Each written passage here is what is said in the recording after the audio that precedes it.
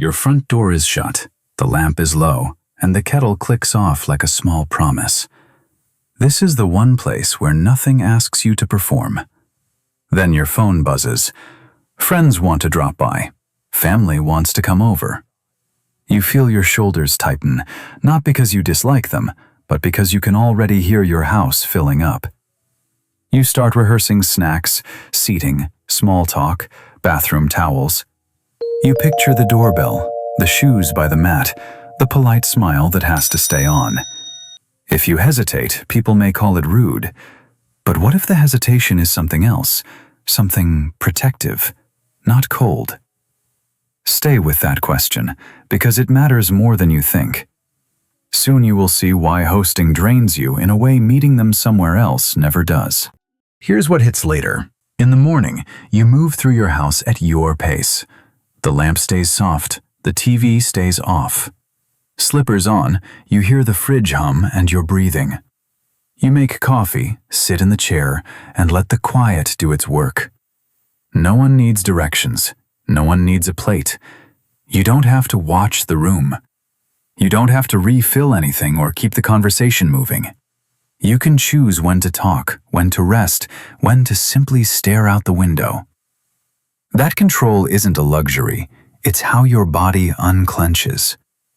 You thought it meant you were getting picky, but it may mean you've learned what keeps you steady. The front door is part of it too. Closed, it holds the calm in. Open it, and the calm is the first thing to leave. The part nobody warns you about is how fast your home stops feeling like yours. The door opens, and suddenly you're choosing brighter lights so people can see, turning the TV on for background, and talking over the clatter of coats and shoes. Someone asks where to park, where the cups are, what time dinner is, and you answer before you've even sat down. You smile, but you stay standing, listening for the next need. You thought the noise was the problem, but it's the loss of your own pace. Even a friendly visit keeps you switched on, and once you're switched on, you start scanning like it's your job, and that's when the drain begins. And then you notice something else. You can't relax because you're watching everything. Are they comfortable on that chair? Do they need water? Is the bathroom okay? Should you offer food again so nobody feels awkward? You keep checking faces, tone, little pauses in conversation. You laugh at the right moments. You refill drinks before anyone asks. They see a warm home and a kind host. Inside, you're on alert, adjusting the room every minute.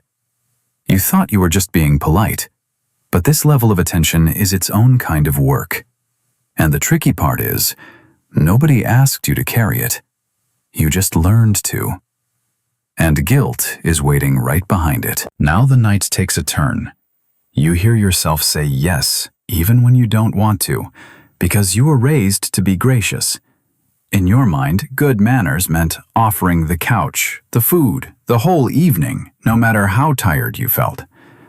So when you want to say, "Not at my place," your chest tightens like you're doing something wrong. They may think you're rejecting them, but you may be protecting the version of you that can stay patient and kind. You thought saying no meant being unfriendly, but sometimes it's how you avoid snapping later. And once you see that, you start looking for a way to stay connected without losing your home. There's another layer that's harder to admit. You can be warm without turning your living room into a stage. You meet them at the diner, where the coffee is already brewing, and nobody expects you to host. Or you pick a park bench at noon, when your energy is still steady. When they ask to just stop by, you hear your old reflex say yes to prove you care, but your body says, "Not tonight." So you offer a smaller window, an hour, an early hello, then a clear goodbye while you still feel like yourself. It looks like less, but it can be the first time you're truly present. And that changes what comes next. And this is where it starts to cost you. You tell yourself you're not a people person, but that isn't quite true. You can enjoy someone's company until it happens inside your only quiet space. The lamp feels too bright, the kettle cools, and you can't find your rhythm. You thought you hated having people over, but what you really hate is what hosting turns you into. Alert, performing, listening for needs. They may leave thinking it was a nice visit. You're left feeling like your home got nudged off center. And then guilt arrives, whispering you should push through. Next comes the hard part, naming your limit without sounding unkind, even to people you love. You keep saying yes even when your stomach drops, because you're afraid that if you don't host, they'll label you selfish or difficult. And you end up paying for it later with a tight jaw, a forced smile, and that clock glance you hate. Needing your home to stay calm isn't rudeness. It's how you recover, steady your breathing, and return to yourself able to be kind. You thought being gracious meant opening your door no matter what, but real care has room for your limits too, so the front door becomes a line you can hold in your own house, without shame. And the next time the phone buzzes, you'll feel what to say before guilt speaks for you. And that's the part that gets misread. You don't say no because you don't care. You say no because your home is where your shoulders drop. A closed door can still hold an open heart. They see you declining a visit and assume you're pushing them away. What's really happening is you're protecting the calm that lets you show up warm instead of worn down. You thought refusing to host meant being unfriendly, but it may be how you stay yourself with them. When the house is quiet and the lamp is low, your breath returns. This is the part most people never hear, and it changes what you'll do the next time the phone buzzes. When you protect your home, the old fear rises. They'll take it personally, and you'll be labeled cold.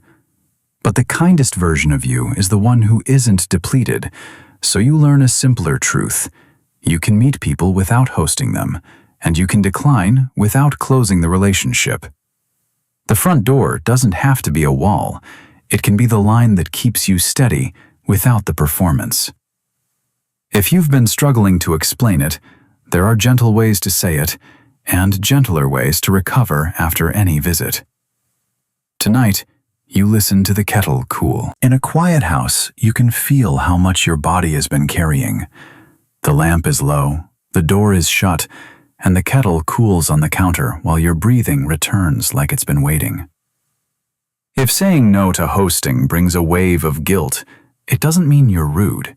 It can mean you've finally noticed what keeps you steady. Some people will tell themselves a story about your closed door because it's easier than asking what you need. But your limit is a signal, not a flaw. It points to the kind of closeness you can offer, calm, present, and real.